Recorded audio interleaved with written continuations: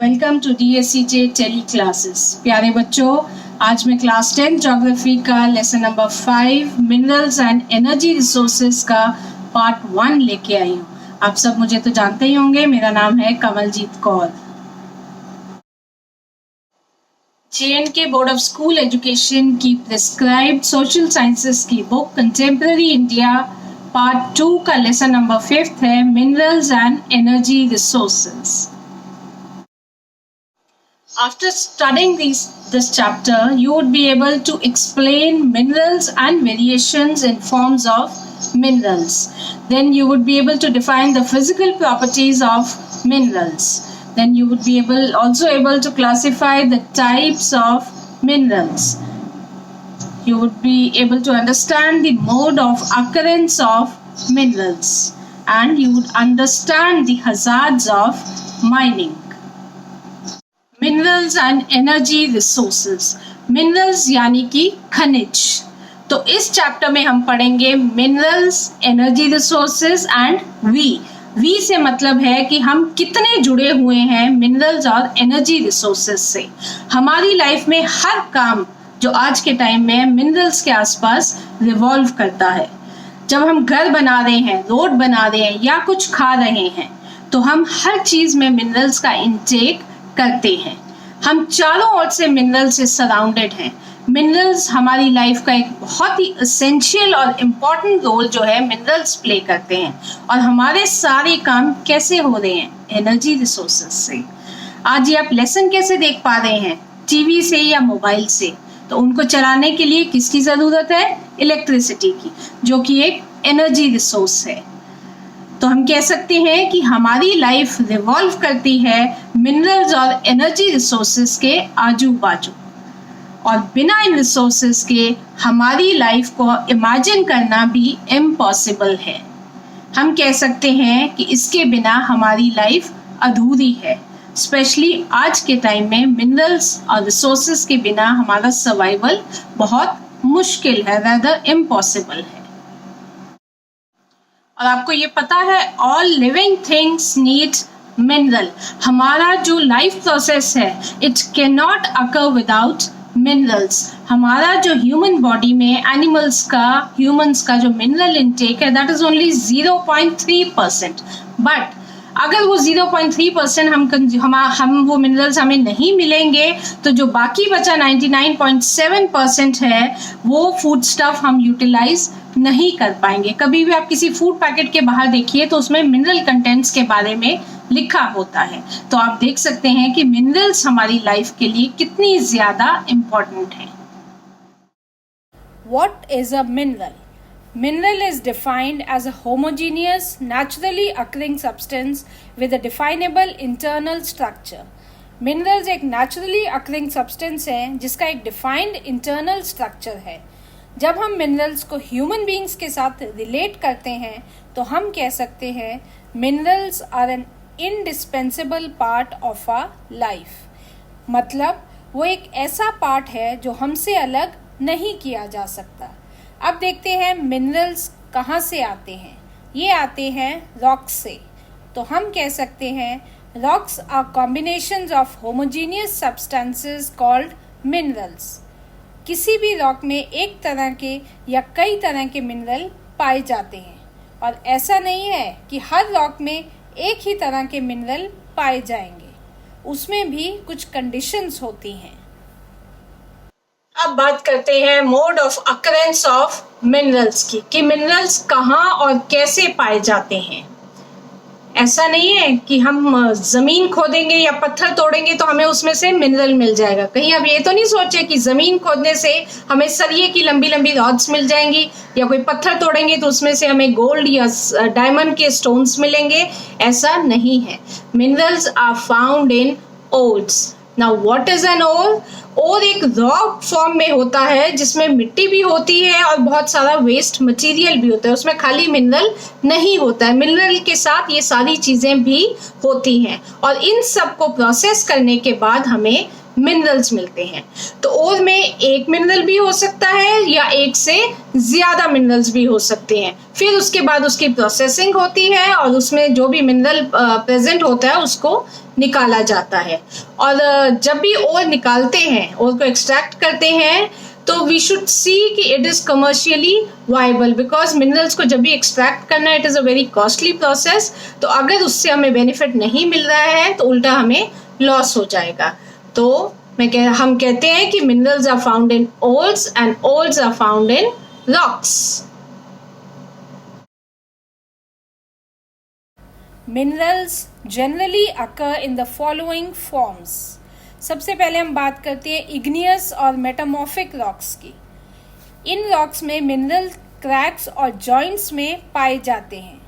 अर्थ के क्रस्ट के नीचे जो मैग्मा लेयर है उसमें जो मोल्टन मैटर है, जब वो इवेपोरेट होता है या उसकी जो हीट होती है उससे इग्नियस और मेटामॉर्फिक रॉक्स में क्रैक्स पड़ जाते हैं और इन क्रैक्स में मिनरल डिपॉजिट्स जो हैं वो हो जाते हैं। इन्हें हम वेन्स एंड लोड्स भी कहते हैं। वेन्स में कम मिनरल डिपॉजिट होता है और लोड्स में ज़्यादा मिनरल डिपॉजिट होते हैं। Metallic minerals such as tin, copper, zinc and lead are obtained from veins and lodes. Now in sedimentary rocks, minerals occur in beds or layers. Beds और layers मतलब यहाँ minerals जो हैं वो layers में पाए जाते हैं। अगर हम बड़ा सा पीस ले लें अर्थ का, जैसे एक रिबन केक होता है जिसमें अलग अलग कलर्स के केक होते हैं, तो हमें अलग अलग कलर्स की लेयर्स दिखती हैं। ऐसे ही अर्थ के उस पीस में सबसे ऊपर मिट्टी होगी और उसके नीचे मिनरल जैसे कि कोल, जिप्सम वगैरह उसका लेयर होगा। इसे एक्सट्रैक्ट करने के लिए माइनिंग थ्रू टनल्स की जाती है।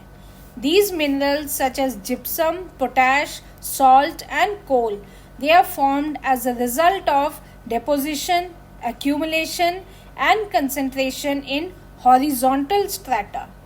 ये minerals horizontally layers में deposit होते हैं। अब बात करते हैं टाइप्स ऑफ माइनिंग की। 3 टाइप्स ऑफ माइनिंग है। फर्स्ट है open pit mining, second is quarrying and the third is underground mining with shaft. Open pit mining, जैसे कि अब नाम से आपको पता चलता है, ओपन पिट मीन्स एक बहुत बड़ा गड्ढा खोद दिया जाता है और उस गड्ढे में उसको डीप खोदते रहते हैं और जहाँ जहाँ मिनरल्स मिलते जाते हैं उनको एक्सट्रैक्ट कर देते हैं। तो ये गड्ढा काफ़ी ब्रॉड होता है और इसको ओपन रखा जाता है और इसमें बहुत डेप्थ तक जाना पड़ता है। ये माइनिंग अक्सर आयरन ओर की एक्सट्रैक्शन के लिए की जाती है। फिर है quarrying. Now what is quarrying? Quarrying एक सिंपल माइनिंग है जिसमें जो टॉप सॉइल, जो सरफेस सॉइल है, उसमें जो भी मिनरल्स हैं उन्हें हम एक्सट्रैक्ट करते हैं। तो इसके लिए गहरा गड्ढा खोदने की ज़रूरत नहीं होती है। तो हम कह सकते हैं कि quarrying is the extraction of minerals from the surface, from the top surface of the soil. इसका एग्जाम्पल है जैसे लाइमस्टोन की एक्सट्रैक्शन के लिए we use the quarrying process. And the third type of mining is underground mining with shaft. तो इसको हम कहते हैं कोल की माइनिंग अक्सर इसमें की जाती है। जैसे मैंने आपको पहले बताया था कि coal is found in beds और लेयर्स। तो जैसे अर्थ के कुछ एरियाज में, जैसे हम अगर कोल वहाँ पे अवेलेबल है तो 100 फीट नीचे अगर हमें ओपन गड्ढा खोदने के बजाय हम क्या करते हैं कि जैसे ऊपर वाला क्रस्ट है वो पूरा मिट्टी है, उसके नीचे कोल का बेड या कोल का लेयर है, तो हम एक साइड से टनल खोदेंगे, उस टनल को नीचे तक ले जाएंगे जहाँ पर कोल अवेलेबल है और उसी टनल से कोल को एक्सट्रैक्ट किया जाएगा, ना कि एक ओपन पिट खोदा जाएगा। तो ये थोड़ा उससे चीप भी पड़ता है और उसके लिए एक इतना बड़ा गड्ढा खोद के फिर उस गड्ढे को दोबारा रिफिल करना ये एक बहुत बड़ा प्रोसेस हो जाता है। इसलिए कोल जैसे मिनरल्स को एक्सट्रैक्ट करने के लिए अंडरग्राउंड माइनिंग विद शाफ्ट का यूज किया जाता है। अब मैं आपको मिनरल्स के कुछ फैक्ट्स बताती हूँ। मिनरल्स आर नेशनलाइज्ड, मतलब हमारी गवर्नमेंट ने मिनरल्स की एक्सट्रैक्शन को मेंटेन और रेगुलेट करती है। हमारी गवर्नमेंट, किसी को भी ओपनली परमिशन नहीं है मिनरल्स को एक्सट्रैक्ट करने की। कुछ प्राइवेट कंपनीज जो माइनिंग करती हैं उसके लिए उन्हें स्पेशल परमिशन लेनी पड़ती है गवर्नमेंट से। इन मिनरल्स को कलेक्ट और यूज करने के लिए। तो mining bye tribal groups, mining को एक्सट्रैक्शन तो नेशनलाइज्ड है, लेकिन कुछ ट्राइबल कम्युनिटीज हैं, उनका एक अपना कल्चर होता है। जैसे मेघालय और नॉर्थ ईस्टर्न स्टेट्स में जो ट्राइबल ग्रुप्स हैं, उनकी खुद की माइंस होती हैं और उनके अपने ट्राइब के लोग सब मिलकर माइनिंग करते हैं। तो इसे हम कहते हैं रैट होल माइनिंग। अब ये क्या होती है रैट होल माइनिंग? जैसे हम अंडरग्राउंड माइनिंग करते हैं विथ शाफ्ट, जैसे आपको अभी मैंने कोल के बारे में बताया, ऐसे ही टनल्स बनाए जाते हैं रैट होल माइनिंग में, और उनके अंदर जाकर इन मिनरल्स को लाया जाता है और उन्हें प्रोसेस किया जाता है। लेकिन रैट होल माइनिंग जो है बहुत ही ज्यादा डेंजरस होती है। ऐसा क्यों है? क्योंकि ये ट्राइबल लोग जो है अगर इस टनल के अंदर गए हैं, वो without precautions, without safety measures जाते हैं, और अंदर अगर कोई लैंडस्लाइड आ जाए या जमीन धंस जाए तो वो लोग वहां पर फंस जाते हैं। और इस कोल को निकालते समय कई बार वहां पे कोई फायर, कोई आग लग जाती है, तो बहुत ही रिस्की हो जाता है। और जब बारिशें होती हैं तब वहां वाटर लॉगिंग की प्रॉब्लम भी बहुत ज्यादा होती है। इसलिए रैट होल माइनिंग जो है बहुत ही एक रिस्की प्रोसेस है और इसे इलीगल डिक्लेयर किया गया है। तो ट्राइबल कम्युनिटीज जो है हमारी इंडिया की, स्पेशली नॉर्थ ईस्टर्न साइड्स की, वो आज भी इसे प्रैक्टिस करती हैं। क्लासिफिकेशन ऑफ मिनरल्स, मिनरल्स को क्लासिफाई किया गया है 3 पार्ट्स में, metallic, non metallic and energy minerals. और मेटालिक मिनरल्स को फर्दर सब डिवाइड किया गया है ferrous minerals, non ferrous minerals and precious minerals में। फेरस वो मिनरल्स हैं जिनमें आयरन कंटेंट पाया जाता है, और नॉन फेरस वो मिनरल्स हैं जिनमें आयरन कंटेंट नहीं होता है। अब बात करते हैं फेरस मिनरल्स की। फेरस मिनरल्स जैसे कि नाम से पता चलता है, वो मिनरल्स जिसमें आयरन कंटेंट होता है। इंडिया में जितने भी मेटालिक मिनरल्स का प्रोडक्शन होता है, उसमें 75% प्रोडक्शन फेरस मिनरल्स का होता है। They provide a strong base for development of metallurgical industries, यानी कि मेटल प्रोड्यूसिंग इंडस्ट्रीज में फेरस मिनरल्स बेस का काम करते हैं। इंडिया में बहुत सारे फेरस मिनरल्स जो हैं एक्सपोर्ट किए जाते हैं। फेरस मिनरल्स कई तरह के होते हैं, पर इस लेसन में हम 2 तरह के फेरस मिनरल्स के बारे में पढ़ेंगे, एक आयरन ओर और दूसरा manganese. Iron ore, iron ore is acting as the backbone of industrial development and it is the basic mineral. जितनी भी इंडस्ट्रीज हैं उनके डेवलपमेंट में आयरन का एक इम्पॉर्टेंट रोल है। जब भी कोई इंडस्ट्री लगानी है तो उसके लिए मशीन्स चाहिए। मशीन्स किसकी बनती हैं? आयरन की। तो वो आप आयरन कहाँ से एक्सट्रैक्ट करोगे? आयरन ओर से। आयरन ओर बहुत ही बेसिक नेसेसिटी है किसी भी इंडस्ट्री का, इसलिए उसे बैकबोन कहा गया है। आयरन ओर 2 तरह के होते हैं, एक है मैग्नेटाइट और एक है हेमेटाइट। मैग्नेटाइट और हेमेटाइट दोनों ओर्स हैं। ओर्स मतलब जिसमें मिट्टी और वेस्ट मटेरियल वगैरह होता है। जो मैग्नेटाइट ओर है उसमें 70% आयरन कंटेंट होता है और 30% जो है कचरा या जिसे हम कह सकते हैं वेस्ट मटेरियल होता है। तो जब इसमें इतनी अच्छा आयरन कंटेंट है तो it has excellent magnetic qualities. आपने देखा होगा कोई भी आयरन का पीस आप लेंगे तो मैग्नेट उसकी तरफ कैसे अट्रैक्ट होता है। तो मैग्नेटाइट में 70% आयरन कंटेंट है, इसलिए उसके मैग्नेटिक क्वालिटीज बहुत अच्छी है। इसलिए मैग्नेटाइट इलेक्ट्रिक इंडस्ट्रीज में भी बहुत ज्यादा वैल्यूएबल है। हेमेटाइट को इंडस्ट्रियल आयरन भी कहा जाता है। इसका इंडस्ट्रीज में बहुत ज्यादा यूज होता है। इसमें आयरन कंटेंट जो है थोड़ा कम होता है, 50 से 60%। अब आप सोच रहे होंगे कि हेमेटाइट जिसमें आयरन कंपैरेटिवली कम है वो इंडस्ट्रीज में ज्यादा यूज किया जाता है एज कंपेयर टू मैग्नेटाइट जिसमें आयरन कंटेंट ज्यादा है। ऐसा क्यों? हेमेटाइट जो है वो एक अलॉय की तरह यूज किया जाता है और वो इंडस्ट्रियल पर्पस के लिए ज्यादा सुटेबल रहता है और इकोनॉमिकली भी है और फिजिबल भी रहता है। इसलिए हेमेटाइट जो है इंडस्ट्रीज में ज्यादा यूज किया जाता है। ये pie chart state wise production of iron ore आपको दिखाता है डिफरेंट कलर्स में किन स्टेट्स में कितनी आयरन की प्रोडक्शन होती है। तो अब आप देख सकते हो ये डार्क ब्लू कलर में ओडिशा है जिसमें आयरन की प्रोडक्शन 52% है। फिर छत्तीसगढ़ है लाइट ब्लू कलर में, इसमें आयरन की प्रोडक्शन जो है 16% है। तो सबसे ज्यादा आयरन की प्रोडक्शन ओडिशा में है 52%। फिर मस्टर्ड कलर में आता है Karnataka with 14% production of iron ore.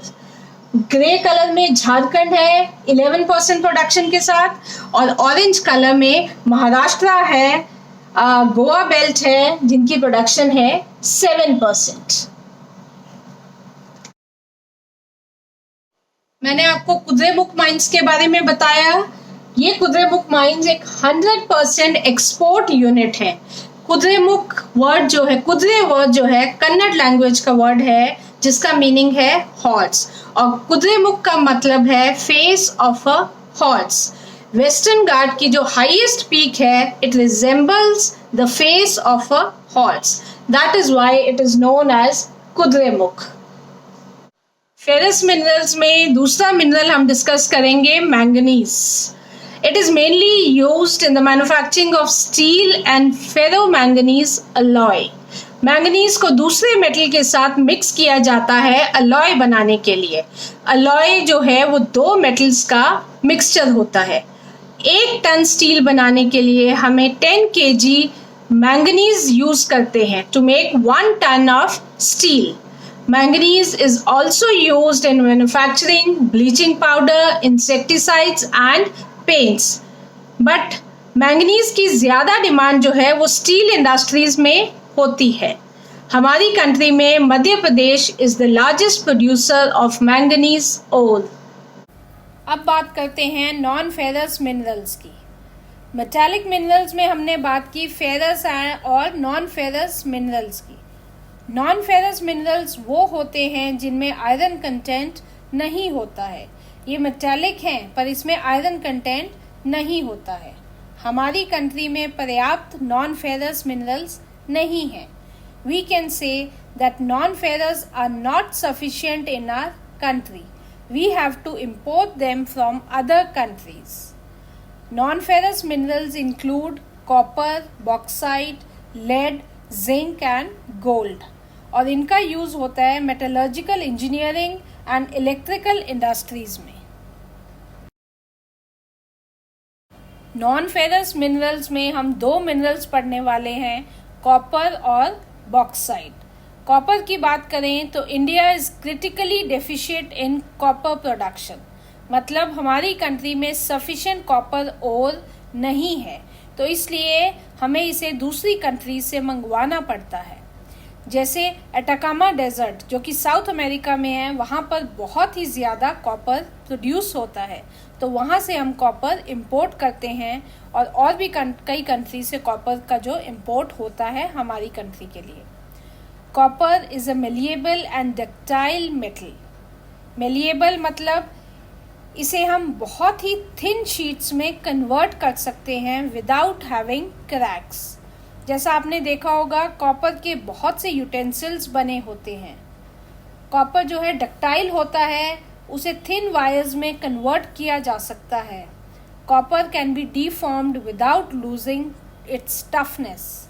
Moreover copper is a good conductor of heat and electricity, तो इसकी वजह से कॉपर की इलेक्ट्रिकल इंडस्ट्री में बहुत ज़्यादा डिमांड होती है। जहाँ भी कंस्ट्रक्शन हो रहा हो और वायरिंग हो रही हो तो वहाँ आप देखेंगे कि कॉपर वायर्स ही यूज़ की जाती हैं। Therefore copper has a high demand. India में copper is produced in Balaghat mines in Madhya Pradesh, Khetri mines in Rajasthan and Singhbhum district of Jharkhand.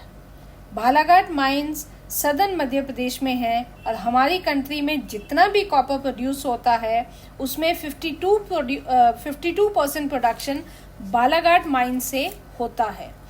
बाकी कॉपर की प्रोडक्शन सिंहभूम डिस्ट्रिक्ट और खेतरी माइंस में होती है। अगला नॉन फेरस मिनरल है बॉक्साइट। बहुत सारे ओर्स में एल्यूमिनियम पाया जाता है, पर बॉक्साइट से हमें मिलता है एक क्ले लाइक सब्सटेंस जिसे हम एल्यूमिना कहते हैं, और बाद में उससे एल्यूमिनियम बनता है। तो हम कह सकते हैं कि बॉक्साइट माइन से एल्यूमिनियम भी प्रोड्यूस होता है, मतलब बॉक्साइट से एल्यूमिना प्रोड्यूस होता है और एल्यूमिना को प्रोसेस करके एल्यूमिनियम जो है वो निकाला जाता है। अब इसके कैरेक्टरिस्टिक्स की बात करें तो एल्यूमिनियम की स्ट्रेंथ मेटल्स के जैसी होती है, जैसे आयरन की होती है। जितना आयरन का स्ट्रेंथ होता है वही स्ट्रेंथ एल्यूमिनियम में होता है, लेकिन इसकी एक और विशेषता है कि इट इज़ एक्सट्रीमली लाइट, बहुत ही वो हल्का होता है। लाइट वेट होने के कारण ये एक एज ले लेता है दूसरे मेटल से। ऐसा क्यों? जब आप एविएशन इंडस्ट्री देखेंगे जहाँ एरोप्लेन्स बनाए जाते हैं तो वहाँ जो मटेरियल यूज़ होता है वो आयरन की तरह हार्ड चाहिए बट लाइट वेट होना चाहिए, क्योंकि अगर वो आयरन की तरह हैवी होगा तो प्लेन्स जो हैं वो उड़ नहीं पाएंगे। तो इसलिए इन सब डिमांड्स को फुलफिल करता है एल्यूमिनियम, जो आयरन की तरह हार्ड एंड स्ट्रॉन्ग है और लाइट वेट भी है। तो एविएशन इंडस्ट्रीज़ में एल्यूमिनियम की बहुत ज़्यादा डिमांड होती है। इसके साथ इसकी कंडक्टिविटी भी बहुत अच्छी होती है। It is a good conductor of heat and electricity. तो इसलिए इसके बहुत सारे यूटेंसिल्स बनाए जाते हैं, क्योंकि ये मेलिएबल भी है और इसके वायर्स भी बनाए जाते हैं। कॉपर वायर्स और एल्यूमिनियम वायर्स दोनों जो हैं वो बनते हैं। Now talking about areas where bauxite deposits are found. Amarkantak Plateau, which lies in the border of Madhya Pradesh and Chhattisgarh, Michael Hills in Chhattisgarh and Bilaspur Katni के plateau regions जो मध्य प्रदेश और छत्तीसगढ़ के बॉर्डर पर है। And Odisha is the largest producing state of bauxite ore. 51% bauxite production is in Odisha only. अब चलते हैं non metallic minerals की तरफ। सबसे पहले है mica. Mica is a mineral made up of a series of plates और leaves. Mica बनता है जब बहुत सारी प्लेट्स कंप्रेस होती हैं एक जगह पर। It split so easily into thin sheets.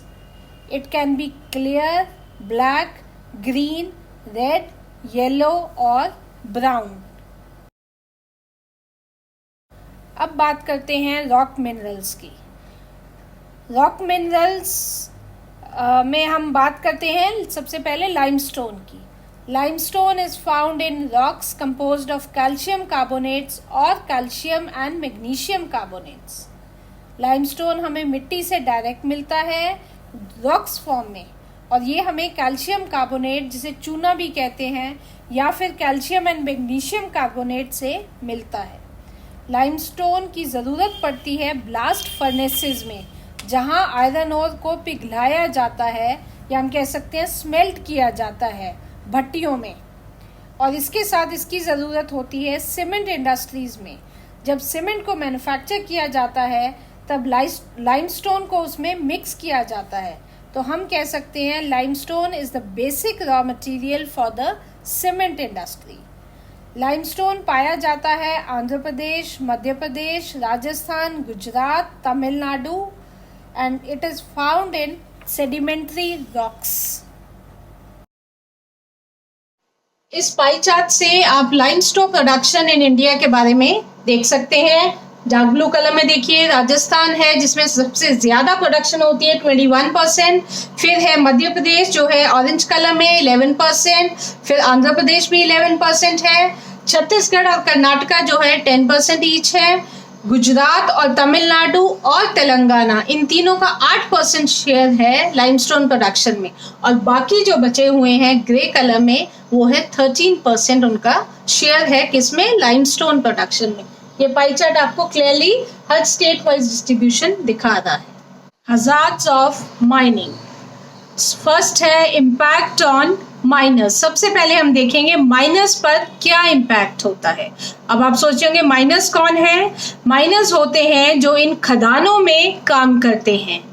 Mining करते वक्त माइनर्स को बहुत सारे हेल्थ इश्यूज का सामना करना पड़ता है। उनकी हेल्थ पर बहुत ही ज़्यादा नेगेटिव इम्पैक्ट पड़ता है। माइंस में जो धूल होती है या जो फ्यूम्स उठते हैं वहाँ से, उन्हें वे इनहेल करते हैं और ये बहुत ही पॉइजनस गैसेस होती हैं। इन पॉइजनस गैसेस को इनहेल करने के वजह से उनके जो लंग्स में और उनके हार्ट से रिलेटेड बहुत सारी उनको डिजीज़ हो जाती हैं, उनको बहुत सारी प्रॉब्लम्स हो जाती हैं। फिर उसके बाद एक और उनके लिए रिस्क रहता है कि जो माइन रूफ्स हैं वो कई बार कोलैप्स हो जाते हैं, गिर जाते हैं। स्पेशली मैंने आपको पहले भी बताया था रैट होल माइनिंग में या माइनिंग थ्रू शाफ्ट्स में, जो टनल्स के थ्रू माइनिंग होती है उसमें जो है रूफ्स अक्सर कोलैप्स कर जाते हैं, तो जो बहुत ही रिस्की होता है। फिर inundation and fire in coal mines, कई बार इस टनल में बारिश का पानी आ जाता है तो जिसकी वजह से ये टनल्स जो हैं भर जाते हैं, तो अंदर जो माइनर्स फंसे होते हैं उन बेचारों का क्या होता होगा। या फिर कभी किसी चिंगारी से टनल में आग लग जाती है, जो अंदर जो माइनर्स फंसे होते हैं उनको काफ़ी दिक्कतों का सामना करना पड़ता है, उनकी जान को भी खतरा हो सकता है, क्योंकि इन टनल्स में एस्केपिंग रूट जो है बहुत कम होते हैं। आपने ये कई बार मूवीज़ में, आई थिंक एक मूवी आई थी, भारत मूवी थी शायद, उसमें भी वो दुबई में कहीं जाते हैं तो टनल्स के अंदर वो काम कर रहे हैं। सलमान खान की मूवी है, तो शायद आप लोगों ने देखी होगी, उसमें इसके बारे में बताया हुआ है। उसके बाद बात करते हैं impact of mining on environment. इसका माइनिंग का प्रकृति पर क्या प्रभाव पड़ता है। सबसे पहले है वाटर रिसोर्सेज गेट्स कंटामिनेटेड। जितना भी अंडरग्राउंड वाटर है वो कंटामिनेट हो जाता है। अगर माइन किसी रिवर के साथ है तो नदी का पानी भी कंटामिनेट हो जाता है, जिसका पूरा इफेक्ट जो है एनवायरनमेंट पर पड़ता है। फिर है dumping of waste and slurry. जब माइनिंग करते हैं तो बहुत सारा waste material, semi liquid material भी निकलता है मिनरल ओर्स के साथ साथ।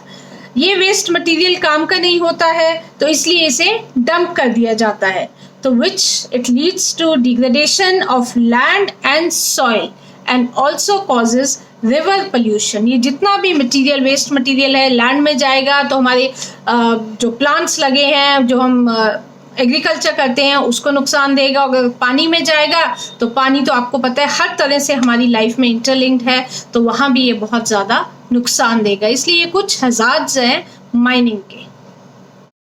हज़ार्ड्स ऑफ माइनिंग के बाद हम बात करते हैं कंजर्वेशन ऑफ मिनरल्स की। जब हम कंजर्वेशन ऑफ मिनरल्स की बात करें तो सबसे पहले ये देखना है कि our dependence on minerals and its availability to us. हमारी मिनरल्स पर बहुत ज़्यादा डिपेंडेंसी है। एक छोटी पिन से लेके बहुत बड़ी बड़ी शिप्स, एरोप्लेन्स, बिल्डिंग्स, हर चीज़ को बनाने के लिए मिनरल्स की ज़रूरत होती है।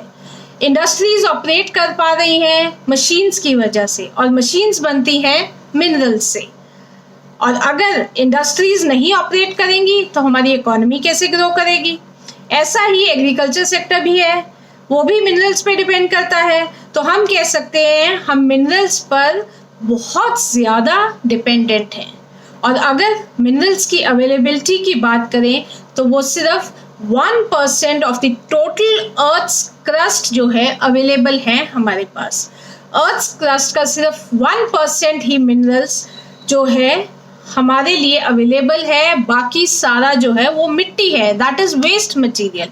इस लिमिटेड रिसोर्स से हम अपनी अनलिमिटेड डिमांड्स को कैसे सेटिस्फाई करेंगे, इसको हमें बैलेंस करना होगा। तभी हमें ज़रूरत है कंजर्वेशन ऑफ मिनरल्स की।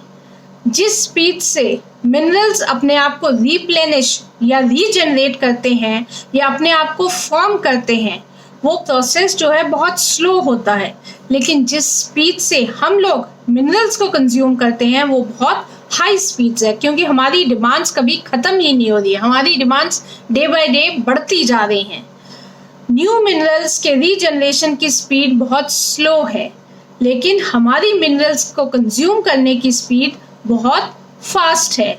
तो अगर इसी स्पीड से कंजम्पशन चलती रही तो एक दिन हमें इनकी बहुत ही ज़्यादा शॉर्टेज हो जाएगी, क्योंकि मिनरल्स आर फाइनाइट, या हम कह सकते हैं they are limited and they are non renewable, क्योंकि इतने साल लग जाते हैं उनको रिन्यू होने में। तो हम एक तरह से कह सकते हैं they are non renewable. Continued extraction of minerals may lead to depletion of minerals, so we should be a bit more cautious. Now, how to conserve minerals को कंजर्व कैसे करें? A joint effort should be made to use minerals resources in a planned and sustainable manner. Improved technology use की जानी चाहिए to allow use of low grade ores at low costs.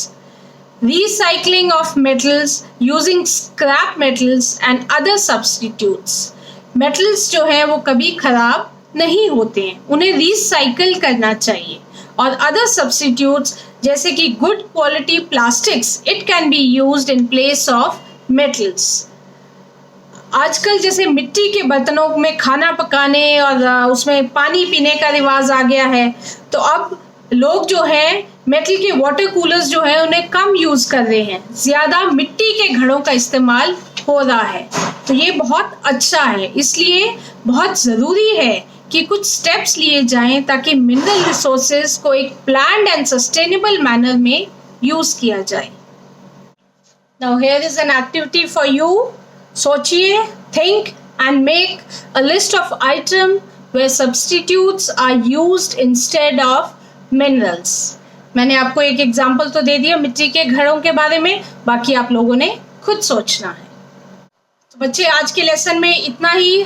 हमने minerals and energy resources का part 1 complete कर लिया है. मुझे पूरी उम्मीद है कि आपको ये लेसन अच्छे से समझ आया होगा. तो आगे आपने प्लीज इसे ध्यान से सुनो, फिर उसके बाद बुक से पढ़ो, और फिर भी आपको कुछ नहीं समझ आता तो आप हमें कांटेक्ट कर सकते हैं, हमें पूछ सकते हैं, अपने डाउट्स क्लियर करिए. और बच्चे, जितने भी एक्टिविटीज या असाइनमेंट्स दिए हैं, अगर आप इनको साथ साथ करते जाओगे तो आपको ये लेसन ज़्यादा अच्छे से समझ आएगा. तो इसका अगला पार्ट मेरे अगले वीडियो में होगा. थैंक यू बच्चों. Stay home, stay safe.